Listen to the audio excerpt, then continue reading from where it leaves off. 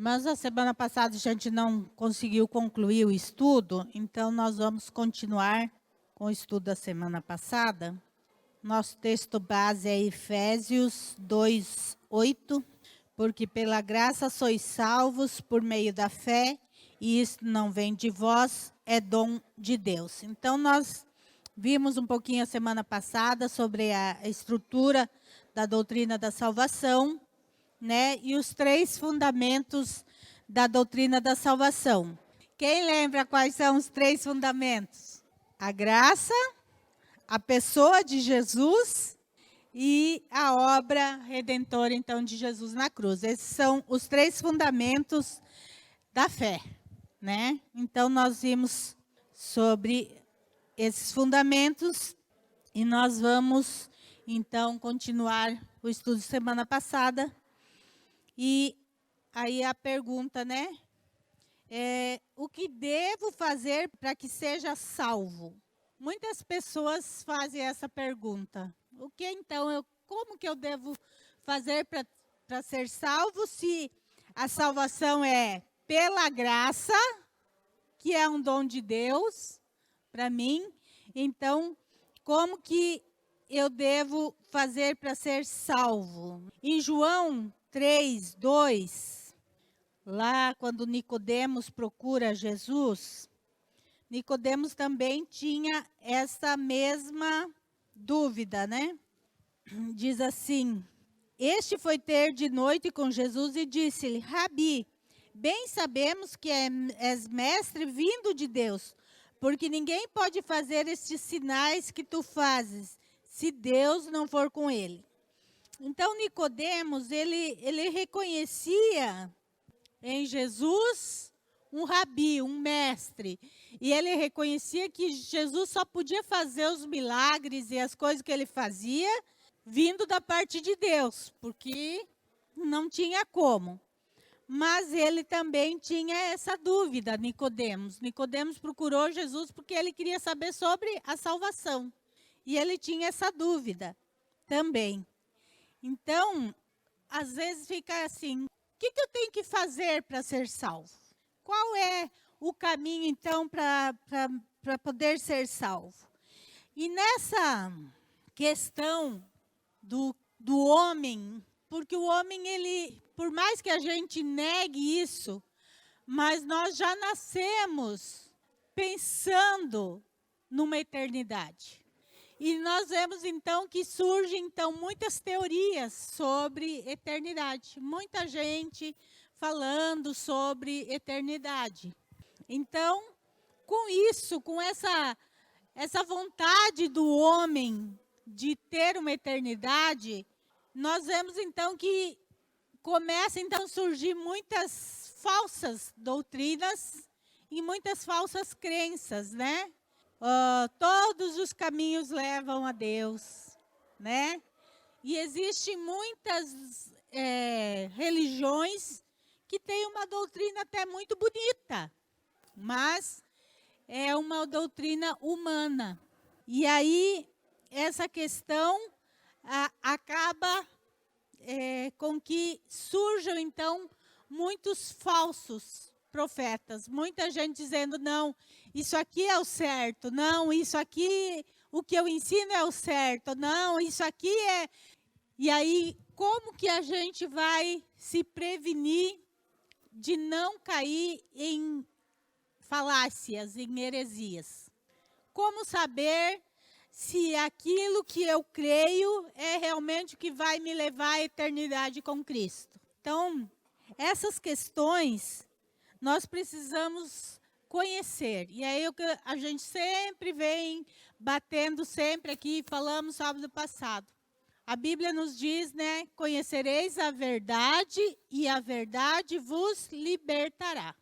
Então, a maneira de nós sermos libertos, quer dizer, entendermos sobre a salvação, é conhecer a Bíblia. Não tem outro meio. Este é o único meio que nos leva, então, à salvação, conhecer. Por que nós precisamos tanto conhecer a Bíblia? Por que, irmãos, que é tão essencial o conhecimento da Bíblia? Porque julgamos ter nela a vida eterna. ela revela a verdade, para a gente não ser enganados, né? Justamente porque, irmãos, a Bíblia, ela não contém a palavra de Deus, ela é a palavra de Deus. E aqui está tudo que a gente precisa para alcançar a salvação. E ninguém vai ser salvo pela ignorância. Isso não vai acontecer. Ah, eu não sabia que tal coisa era errado. Então, digamos assim, Deus vai ter dó de mim no final porque eu era ignorante a isso. Isso não vai acontecer, irmãos. Nós não vamos ser salvos porque éramos ignorantes. A Bíblia, a palavra de Deus, ela está ao nosso alcance. Então, a gente só é ignorante se quiser continuar sendo. Quando a gente fala, irmãos, sobre ignorante, ignorante não é você chamar a pessoa de bobo ou não. É quando você não conhece determinado assunto, você é ignorante a esse assunto. Por exemplo, eu não entendo nada de mecânica. Não sei. Só sei ver se a luzinha do carro acende ou apaga. Se acender, é perigoso. Só sei isso, irmãos. Fora disso,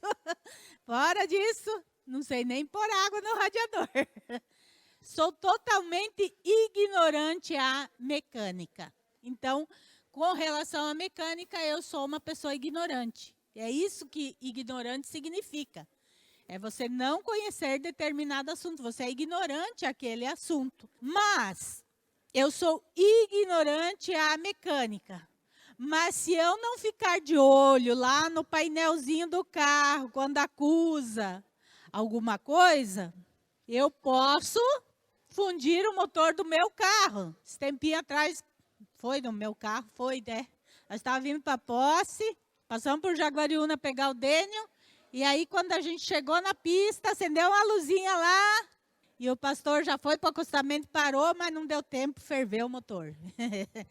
Quer dizer, se o pastor não tivesse de olho lá no painel, o estrago poderia ter sido muito pior do que foi. Foi grave, mas poderia ter sido muito pior.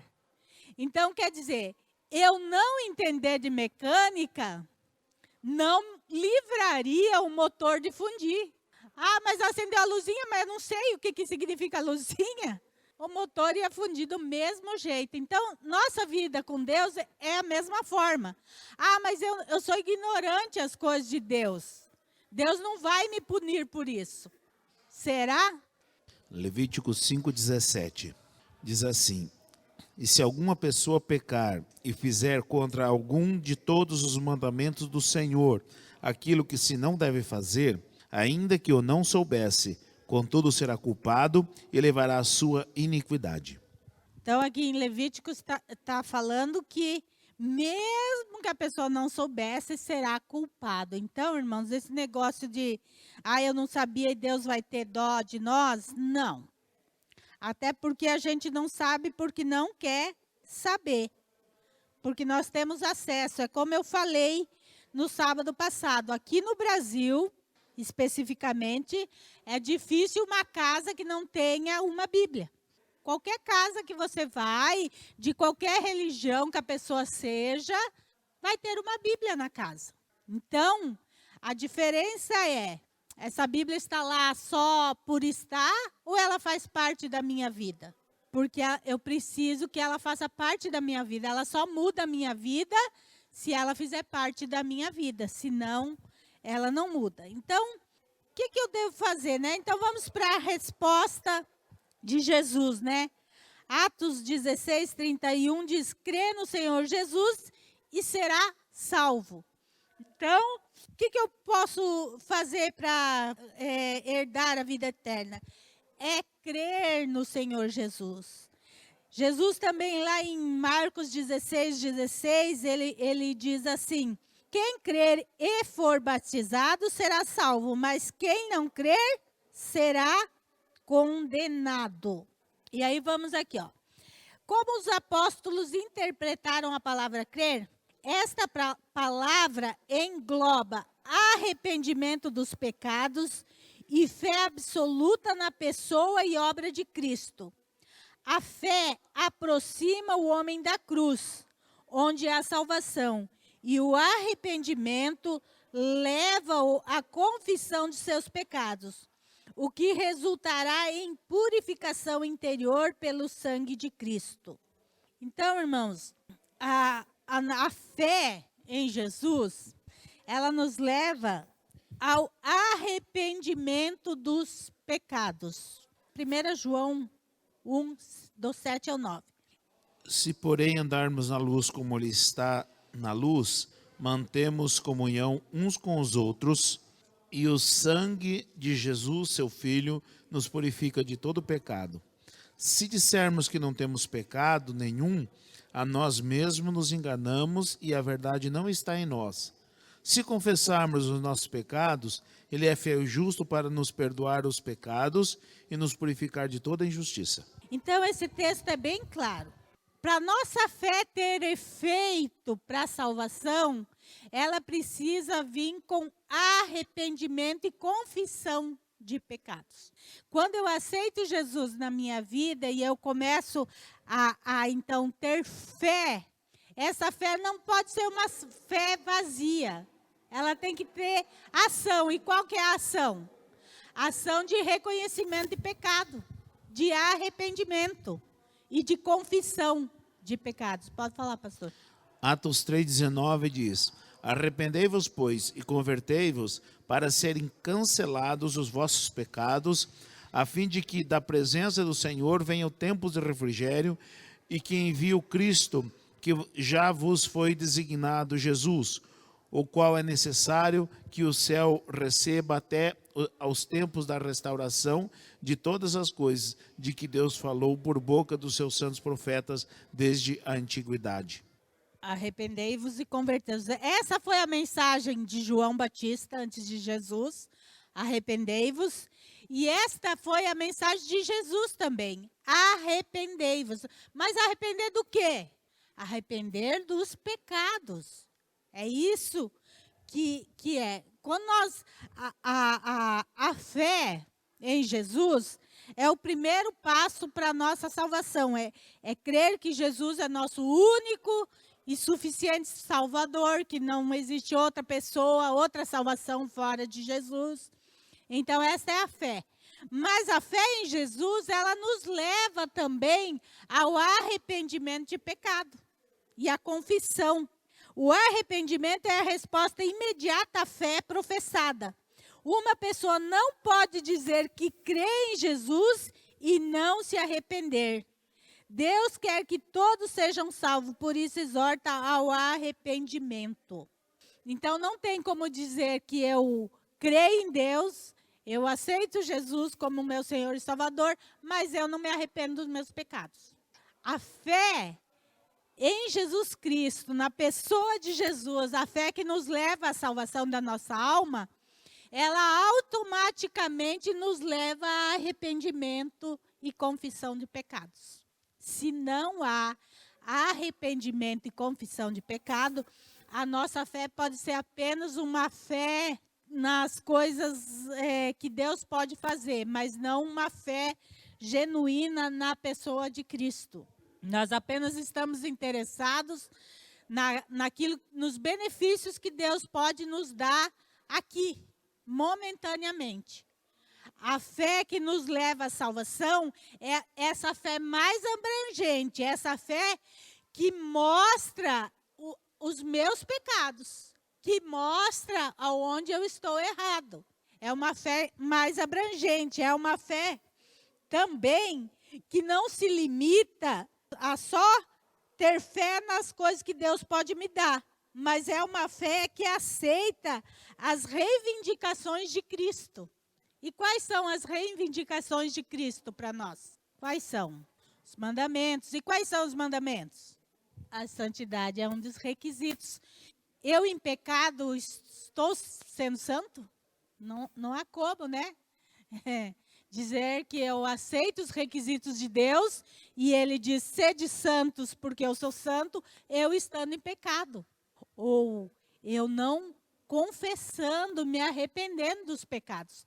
Então, a fé em Jesus, ela deve ser uma fé mais abrangente do que a gente está olhando nessa fé que é apenas eu creio que Jesus cura, eu creio que Jesus pode me ajudar a resolver meus problemas, eu creio que Jesus pode me dar um emprego quando eu estou precisando. Eu creio que essa é uma fé que é fácil para nós termos, né? Porque é uma fé que busca os benefícios de Deus. E claro que todos nós precisamos dos benefícios de Deus. É uma fé que a gente tem uma facilidade até inteira. Mas a fé para a salvação é essa fé que vai além disso. É a fé que diz assim, olha, eu te aceito como meu Senhor e Salvador, né, e suficiente Salvador, e eu estou disposto a morrer por Cristo. É essa fé. Se eu estou disposto a morrer por Cristo, eu vou matar a minha carne. Porque os nossos pecados nada mais são do que os nossos desejos carnais. Então, se eu estou disposta a morrer por Cristo, eu vou matar os meus desejos, as minhas vontades. Então, não há como a fé para a salvação, uma fé que não haja confissão e arrependimento de pecado. Obedecer, o que Jesus disse? Aquele que quiser vir após mim, tome a sua cruz e siga-me. O que Jesus estava dizendo? O que significa isso? O que Jesus disse? Quis dizer com isso? Tomar a sua cruz. Cruz, ela é num sentido de renúncia, né? Jesus, ele renunciou sua glória, ele renunciou, né? Tudo e veio como homem e foi para a cruz. Também, Jesus está dizendo que a caminhada com Deus não é sombra boa e água fresca. Não é tudo tranquilidade. Porque cruz é o quê? É sofrimento. É dificuldades. A cruz, muitas vezes, se torna pesada. Jesus teve um momento que ele precisou de ajuda, porque a cruz era pesada. Então, no sentido que a nossa caminhada cristã, às vezes, vai ser difícil. Ela vai ter momentos que vai ser pesado. Por quê? Porque há momentos que nós vamos ficar, né, irmãos? Entre cumprir a vontade de Deus e cumprir os nossos desejos. É uma luta, é uma guerra que há em nossa vida.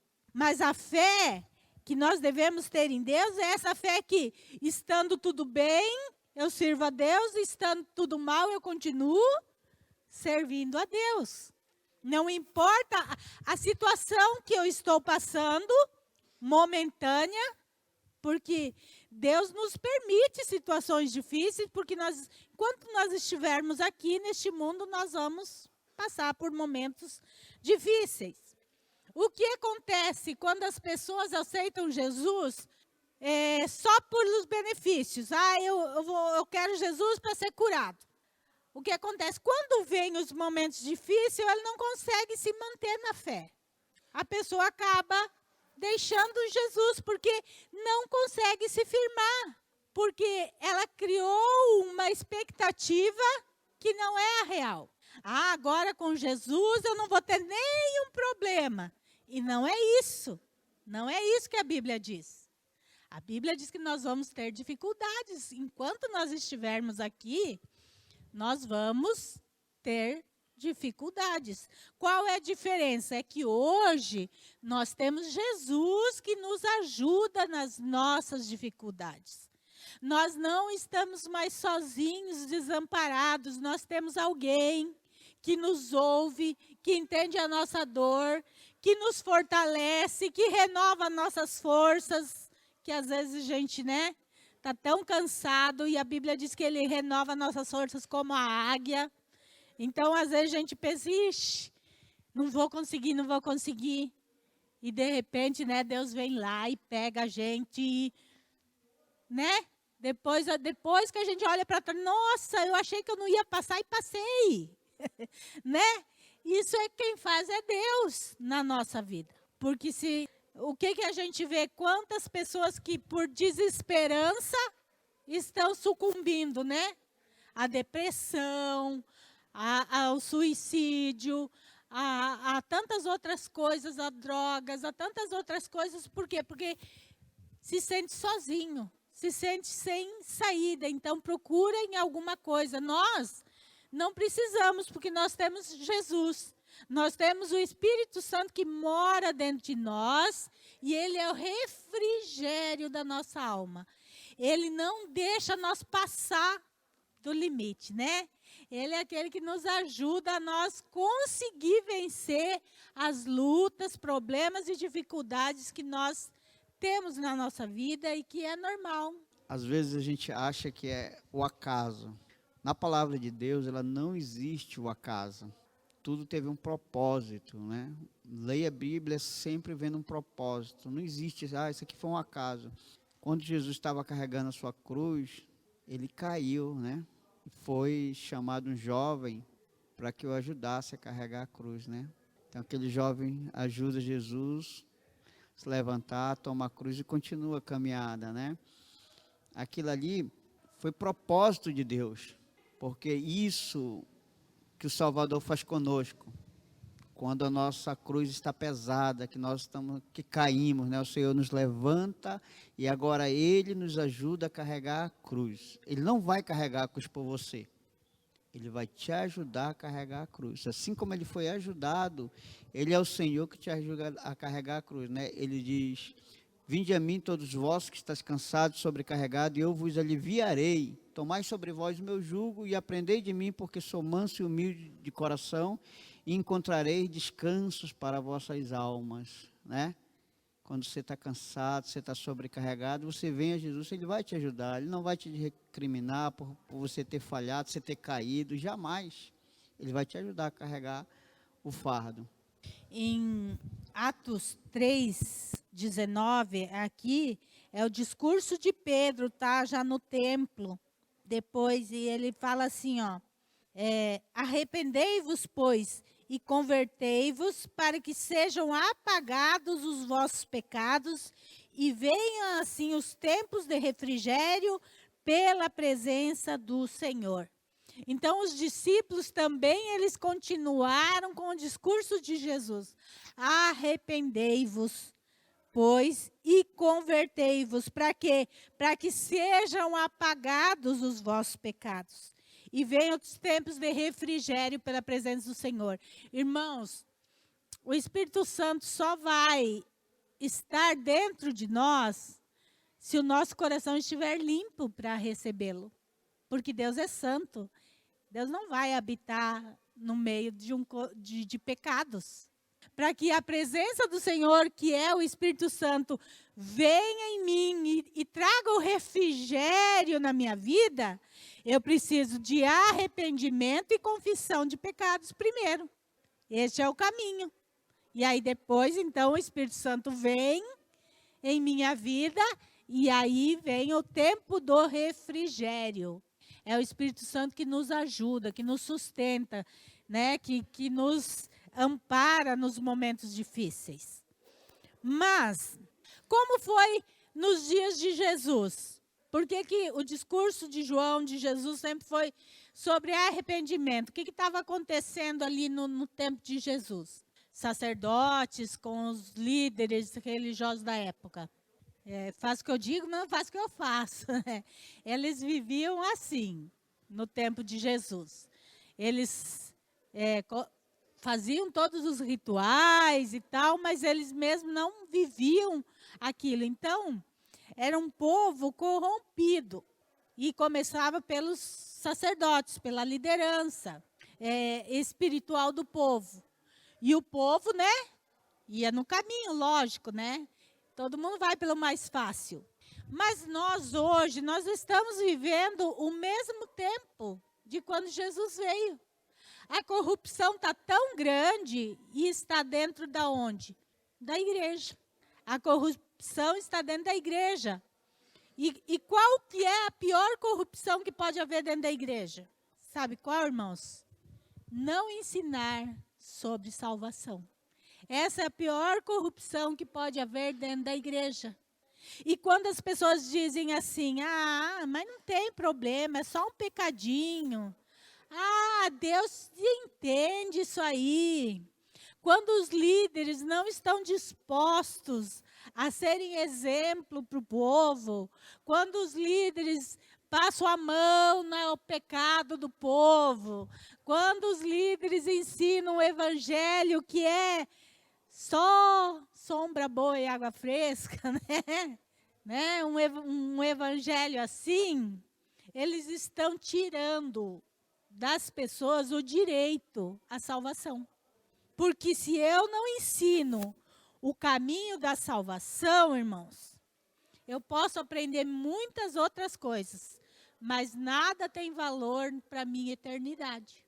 Nada tem valor para a minha eternidade. Eu posso adquirir muitos bens materiais, mas não tem valor para a minha eternidade.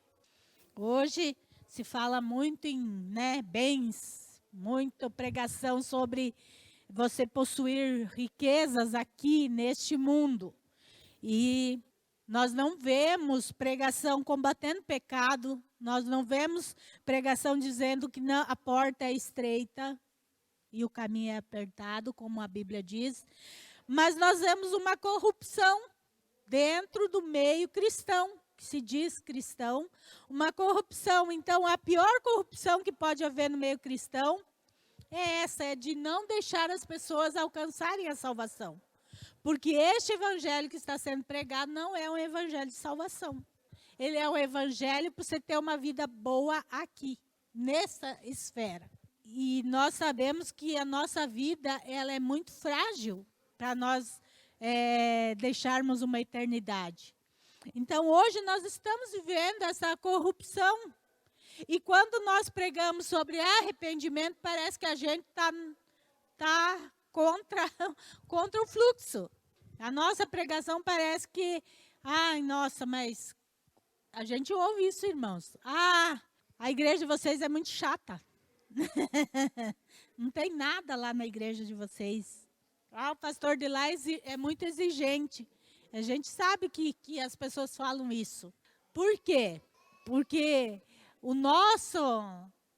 a nossa visão não é para que vocês tenham bens materiais, não é para que a igreja vire um clube social, não é isso. Jesus disse, ide, pregai o evangelho. Quem crer e for batizado será salvo. O que Jesus mandou nós anunciar foi o evangelho. E o evangelho de salvação. Então, qualquer outra coisa que for pregado, que não isso, não é o que Jesus mandou fazer. Então, nós precisamos tomar cuidado, porque a fé do povo de Deus de hoje está uma fé muito rasa. Uma fé muito rasa, irmãos. E a prova disso é que nós não vemos milagres acontecendo como aconteciam no passado. Porque as pessoas não têm mais fé. Não uma fé mesmo. Como Pedro e João, que chegaram lá na porta do templo e ele pediu, me dá um dinheirinho aí. Ixi, não tem dinheiro nenhum, mas o que eu tenho te dou, levanta-te e anda. Que ousadia, né? Que ousadia, mas eles tinham fé de que, através deles, Deus faria aquele homem andar. Vocês entendem como a nossa fé hoje é uma fé muito rasa? Porque nós não temos mais coragem de orar para uma pessoa, um paralítico, por exemplo, um moribundo. Nós não temos visto mais milagres acontecendo, milagres verdadeiros, porque tem muito charlatanismo por aí acontecendo, né? Muita coisa de charlatanismo. Mas milagres comprovados, nós temos visto muito pouco, porque a fé tem se tornado uma fé muito rasinha.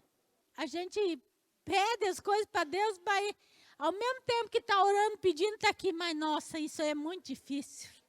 Nossa, o que eu estou pedindo, não vai dar. Quer dizer, a gente está pedindo já duvidando daquilo que está pedindo.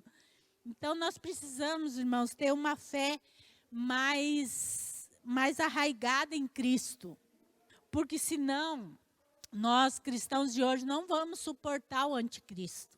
Nessa fé rasa que nós estamos vivendo, nós não vamos suportar o anticristo. Nós vamos ceder ao anticristo. Porque a nossa fé é limitada no bem-estar nosso. A nossa fé está limitada no bem-estar que Deus pode me dar. E nós não pensamos que nós também temos que ter a mesma fé quando nós não estivermos num bem-estar, acomodados. Ou quando nós formos perseguidos. Ou quando, por causa do nome do Senhor, nós tenhamos que levantar a nossa voz.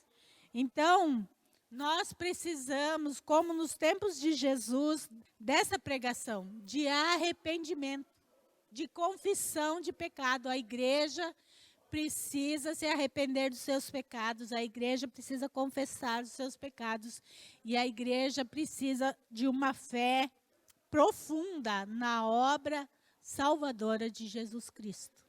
A igreja precisa voltar urgentemente, porque senão a igreja não está sendo a diferença, não está sendo sal e luz. Sabe como que Jesus nos deu, né? Ele resumiu os mandamentos em 2. Quais foram os 2 mandamentos? Que engloba os 10, né? Jesus não anulou nenhum mandamento, irmãos, mas os 2 engloba todos os outros mandamentos. Quais são?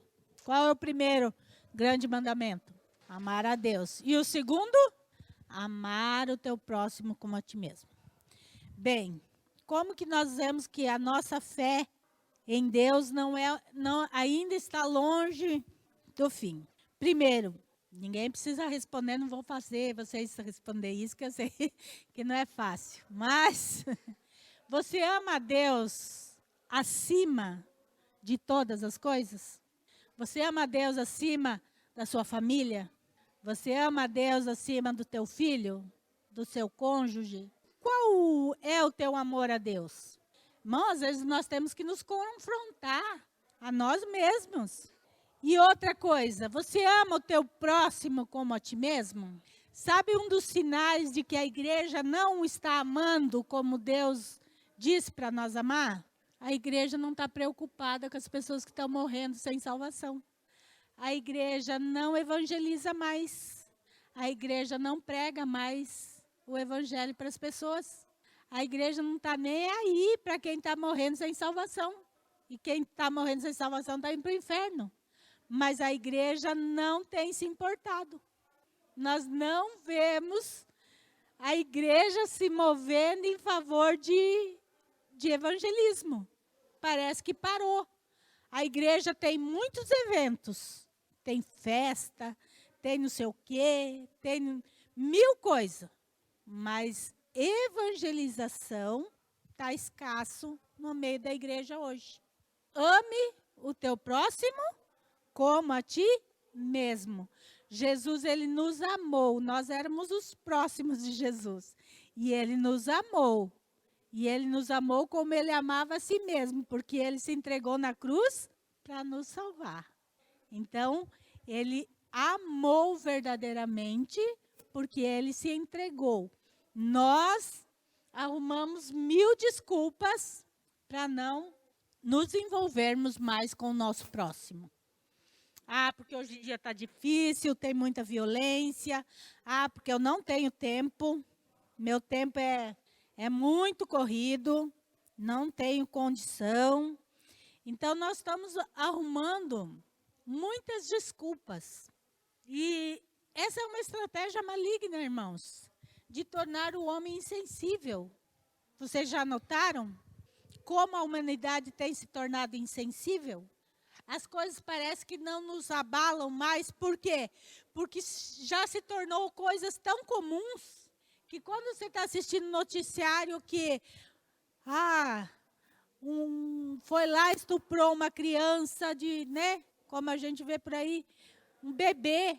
Na hora você até fica, nossa, que horror. Mas 2 minutos depois você já esqueceu aquilo. Já passou. Aquilo não te comoveu. Aquilo não te fez. 2 minutos depois você já está falando de futebol, de não sei o quê, e aquilo já passou. Então, o mundo criou uma estratégia para que o homem se tornasse insensível. Insensível o quê? A dor do outro.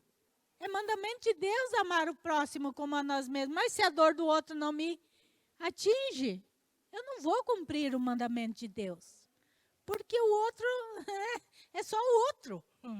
Então, nós estamos vendo, quando eu há anos atrás, né, porque eu me criei na igreja, mas quando eu ouvia falar que nos últimos tempos o amor de muitos se esfriaria, e eu ficava pensando, como assim? Como que o amor pode se esfriar? Porque o amor, ele vem de Deus. Deus é puro amor. Como que, né?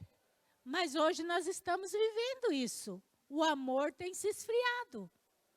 O amor tem se esfriado. As pessoas não se importam mais umas com as outras. As pessoas não estão preocupadas umas com as outras. E a igreja não está preocupada com as pessoas que estão morrendo sem salvação. Então, a igreja deixou de cumprir um dos mandamentos, que era amar o próximo como a si mesmo. Nós precisamos voltar a este mandamento, a arrependimento. Às vezes, eu estava preparando o estudo e eu pensei, nossa, mas eu acho que não tem nenhum pecado que eu me lembre para me arrepender, né? Mas aí você se depara com a realidade, opa, eu preciso me arrepender mesmo, porque eu não estou amando como Deus falou para mim amar. Eu preciso me arrepender, eu preciso confessar e eu preciso mudar. Porque o que é arrependimento? É mudança, né? Arrependimento é diferente de remorso. Porque remorso é quando a gente fica triste momentaneamente por algo, mas depois passa. Arrependimento não. O arrependimento, como que eu sei que houve arrependimento de verdade numa pessoa? Como que eu sei? Mudança de atitude. A pessoa vai mostrar que se arrependeu quando ela muda de atitude. Arrependimento é conversão. Não, eu estava indo aqui, mas aqui está errado. Eu preciso voltar e pegar o certo. Isso é arrependimento. Então, é diferente de remorso. Remorso é só momentâneo. Acabou, e depois é vida que segue, como fala por aí. Mas o arrependimento, ele vem com mudanças de atitude. Então, eu começo a mudar a minha maneira, porque eu reconheci o meu pecado e eu me arrependi dele. Então, eu começo a me desviar do pecado e corrigir a minha postura. Então, nós, a igreja do século 21, ela precisa se arrepender pela falta de amor. Falta de amor a Deus e falta de amor ao próximo. Porque, na verdade, nós não estamos amando a Deus como deveríamos amar. Porque, quer ver? Apesar dos defeitinhos do meu amigo aqui, eu amo Isa. Nós já convivemos muitos anos juntos. Então, eu amo Isa. Eu sei algumas coisas que o Isa não gosta, que ele não gosta. Que com a convivência eu aprendi algumas coisas que o Isa não gosta. Então, por amor a ele, eu não vou fazer aquilo que ele não gosta. Porque se eu amo ele, não posso fazer aquilo que eu sei que magoa ele. Então, o meu amor a ele me leva a tomar cuidado com as minhas atitudes naquilo que ele não gosta. Irmãos, você ama Deus? Você tem tomado cuidado com as suas atitudes, aquelas que você sabe que Deus não gosta? Você tem tomado cuidado para não machucar o coração de Deus? Nós estamos com um evangelho muito rasinho, que Deus é amor. E é só isso que a gente ouve. Irmãos, Deus tem sentimentos. Vocês sabiam que Deus tem sentimentos? Deus tem sentimentos. Ele nos ama. Ele foi capaz de nos amar mesmo nós não querendo Ele. Porque o homem queria era o pecado mesmo. Mas Deus tem sentimentos. Eu estou lendo o livro de Oséias, irmãos. Olha, estou me policiando, porque o livro de Oséias é terrível. E ontem eu li, onde Deus fala assim, até ler o versículo aqui, do meu devocional de ontem, porque, irmãos, para vocês entenderem que Deus tem sentimentos. Oséia 11:1 diz, quando Israel era menino, eu o amei, e do Egito chamei o meu filho, mas como o chamava, assim se iam da minha face, sacrificavam a Balaíns e queimavam incenso às imagens de escultura. Deus está falando aqui que ele amou a Israel como uma criança. Deus cuidou de Israel muito antes, quando ele estava se formando como nação, quando ele era ainda, né, um projeto de nação. Deus amou. E sabe, no continuar desse capítulo, que Deus fala assim, ó, assim, por causa dos vossos pecados, eu os odiei. Capítulo 11 de Oséias, vocês vão ver Deus falando para o povo, eu estou com ódio de vocês. Vocês vão pagar porque eu estou com ódio de vocês. A maldade do povo contra Deus foi tão grande que Deus falou para ele, eu estou com ódio de vocês. Vocês já imaginaram um Deus assim? Que sente ódio?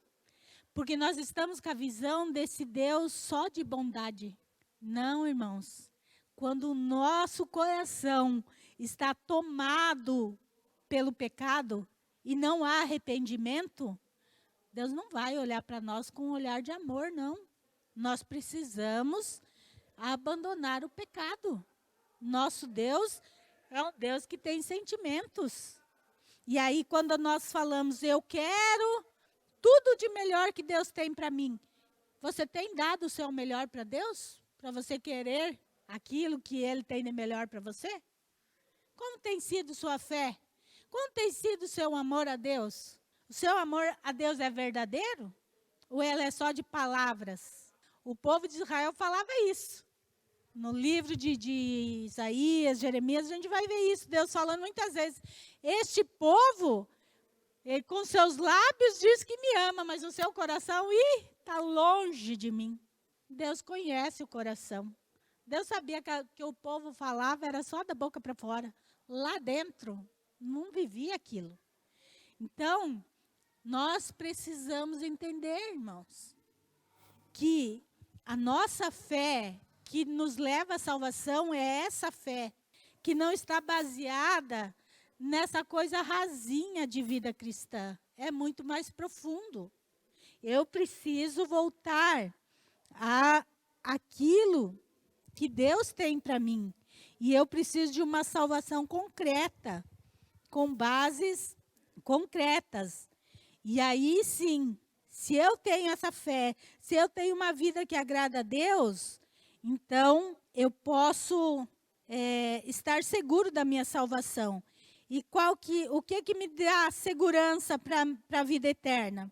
Primeiro, o testemunho da palavra. A própria palavra de Deus, ela diz que quem crê, né, tem a vida eterna. Jesus disse, aquele que crê em mim, né, tem a vida eterna. Então, a palavra me assegura a minha salvação.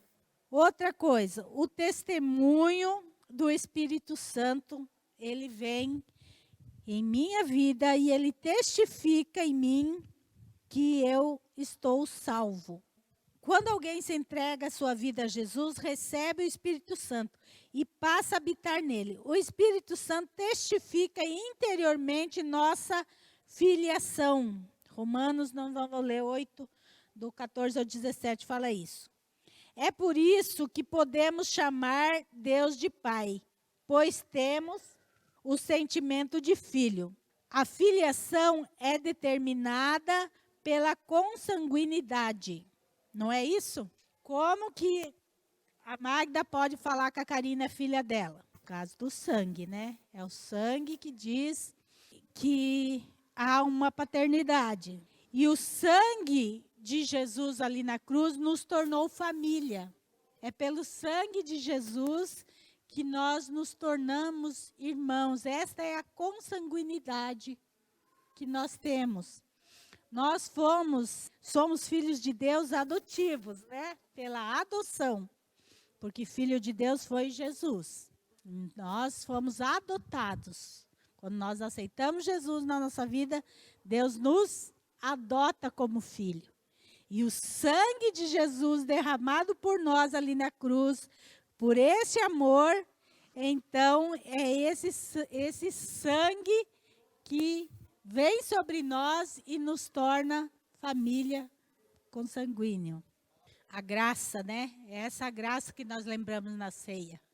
Essa graça que nos libertou, essa graça, esse dom que a gente não merecia e veio, né? Amanhã nós temos a ceia, e a ceia, para mim, toda a ceia é especial, né? Porque nós estamos fazendo algo que Jesus ordenou que a gente fizesse.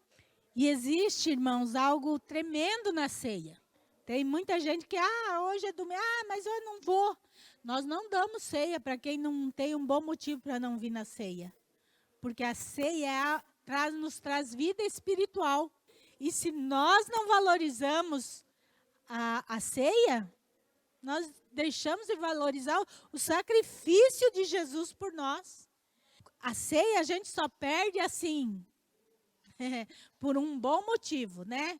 Ou porque a gente está doente, ou às vezes viajou no dia de ceia, ou por um bom motivo, porque ceia é importantíssimo. A ceia tem um mistério por trás dela que só, talvez na glória, a gente vai entender. Então, a ceia diz, examine-se, pois, o homem a si mesmo. Examine-se, veja se você está apto para participar do sangue que Jesus derramou lá na cruz por você. Irmãos, nós temos valorizado muito pouco a nossa salvação, por causa desse evangelho barateado que tem sido pregado. Um evangelho que só tem buscado coisas momentâneas para essa vida aqui, e as pessoas não têm se ligado na importância da salvação. As pessoas não têm buscado mais a salvação, as pessoas não têm se arrependido de pecados, as pessoas não têm se importado umas com as outras, porque quando nós deixamos de praticar o que a Bíblia diz, a tendência é a corrupção. Quando os sacerdotes ali, eles valorizaram mais os seus bens, a sua posição, do que a palavra de Deus, porque eles sabiam que Jesus era o Messias. Eles tinham como saber que Jesus era o Messias. E Jesus foi entregue à morte pelos sacerdotes. Então, a gente vê que quando o homem, ele se coloca numa posição e não quer mudar, a tendência é a corrupção. A tendência é sempre se corromper. Quando nós não nos voltarmos para o verdadeiro evangelho, nós vamos ser enganados. E às vezes chegar no final da nossa vida e chegarmos diante de Jesus e Ele dizer, apartai-vos de mim. Eu acho que deve ser terrível, vai ser terrível, né? Quando Deus dizer, olha, mas Senhor, em teu nome, Jesus vai dizer, mas praticaram a iniquidade, não conheço vocês. Irmãos, nós queremos que Deus nos conheça, mas nós precisamos conhecer o Deus que nós servimos também. Nós precisamos ter uma fé genuína em Deus, uma fé mais profunda. Nós precisamos, sim, avivamento espiritual no Brasil. Porque o Brasil está muito inchado, digamos assim, de pessoas que se dizem cristão, mas não tem feito a diferença no Brasil. O Brasil ainda continua uma nação tão podre ou mais podre do que nunca. Então, o sal deixou de ter sabor. Então, nós precisamos ainda de um avivamento de Deus para a nossa terra. E esse avivamento começa onde? Começa em mim, começa em você. As pessoas sempre esperam que algo aconteça através do outro. Não, não. A gente tem que começar em mim uma mudança. para que a minha mudança afete o outro, para que afete o outro. A minha fé tem que ser tão grande que meus irmãos comecem a olhar, nossa, mas olha a fé da Karina. Puxa, eu preciso ser igual a Karina. A nossa vida tem que ser a diferença. A nossa vida tem que levar as outras pessoas a quererem aquilo também. Então, não fique esperando pelos outros, comece em você. Tem um hino bem antigo, que eu gosto muito, que diz, a começar em mim, quebra corações. Sempre nós temos que ter esse olhar, que comece em mim, que comece através de mim, que seja eu, então, a diferença. Não espere do outro, seja você a diferença. Irmãos, Deus tem grandes coisas para a sua igreja, e Deus ainda quer fazer um mover na sua igreja.